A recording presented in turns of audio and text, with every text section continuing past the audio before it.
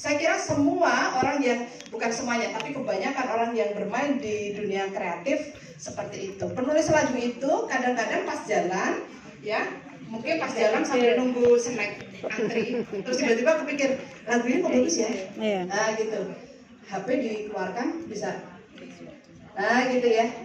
Ya, saya kira hampir semua orang punya proses kreatif kayak gitu. Penulis juga kayak gitu. Ada penulis yang memulainya dari judul. Jadi pas antri kamar mandi, tadi saya antri kamar mandi tapi ini nggak jadi kamar panjang banget. Nah itu kadang-kadang kepikir judul ini kok menarik ya. Gitu. Nah kalau sudah kayak gitu segera tulis Bapak Ibu. Kalau malas nulis direkam aja untuk kita. Atau kadang-kadang bukan hanya judulnya, ya.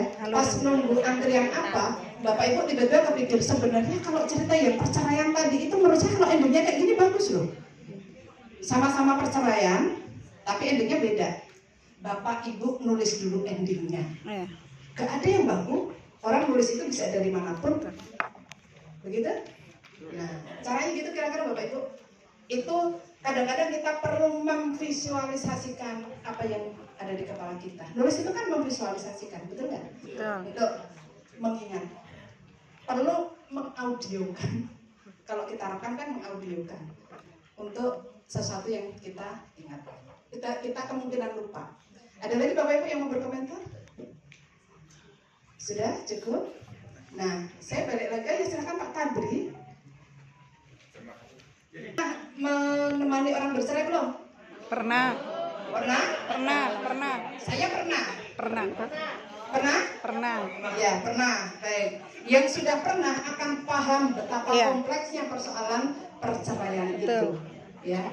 Mulai dari itu kan kompleks kita tidak dengan perbuatan konfliknya kan, konflik orang tuanya enggak.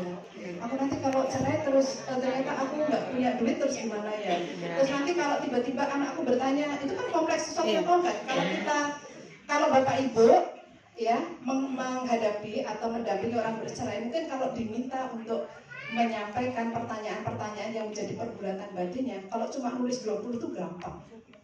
Banyak hal yang belum lagi, aduh nanti kata tetanggaku gimana ya, aduh kata teman kantorku gimana ya, aduh kepala sekolahku gimana, aduh nanti prosesnya ke saya PNS kalau cerai gimana. PNS kalau cerai susah loh Bapak Ibu. Betul. Ya kan? Iya. Harus manggil-manggil pasangannya dan sebagainya. Itu satu hal yang kompleks. Kalau sudut pandang kita sebagai orang tua. Anak-anak bisa mengambil beberapa poin dari yang kompleks itu sehingga menjadi kisah yang sederhana. Ya, poinnya anak kan sederhana. Dari yang kompleks banget perceraian itu yang diambil anak adalah bahwa aku bahagia. Kita tidak karena apa? Meskipun saya di rumah ibu bahagia, di rumah bapak bahagia, tapi dia menghindari yang tadi yang kompleks tadi. Nah kan tadi kira-kira bisa dipahami. Tidak memunculkan konflik. Nanti yang lainnya masih ada Bu, tapi nanti aja ya. Nah saya satu hal lagi begini Bapak Ibu. Ada yang menarik, seorang penulis itu sebenarnya seperti seorang chef. Bapak Ibu tahu chef? Ya. Iya. Seandainya di sini, di depan sini dihadirkan 10 chef, kemudian diberi bahan yang sama. Ada brokoli, sayur putih, ada bakso, mungkin daging ayam, wortel. Oh belum tentu. Ya. Goreng. Sudah ya, ini semua disajikan seperti itu.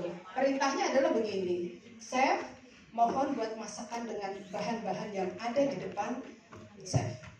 Kira-kira 10 chef itu akan masak yang sama nggak Bapak Ibu? Beda. Ya bisa jadi mungkin ada yang bikin apa tadi Pak? Capcay. Mungkin ada 4 orang bikin capcay. Tapi apakah capcay dari 4 orang ini sama? Beda. Beda dari apanya Bapak Ibu? Rasanya bisa beda. Potongan sayurnya bisa beda. Penyajiannya bisa beda. Ada mungkin yang benar-benar kan baik banget. Nulis cerita juga kayak gitu Bapak Ibu, ya. Karena itu tema bisa sama, sumber inspirasi bisa sama, variasi hasilnya itu bisa beda-beda. Nulis cerita analoginya atau perumpamaannya seperti itu. Perceraian tadi kita sudah menghasilkan satu tulisan, cuma sayangnya kepala kita lupa untuk tidak menuliskan ya, sehingga kemudian tertinggal. nih Bapak Ibu, apakah Bapak Ibu kemudian ketika sudah keluar dari ruangan ini, saya kok tetap ingin nulis ini ya Bu, pengen nulis perceraian ya, bolehkah? Boleh. Setiap orang punya point of view, sudut pandang yang berbeda-beda, gitu. Nah karena itu satu tema itu bisa ditulis dalam banyak hal, gitu ya. Cuma setelah ini kita akan pelatihan workshop, cuma saya kok agak gimana gitu kalau mau bahas perceraian lagi ya. Takut nanti kita nggak diundang lagi ya Pak.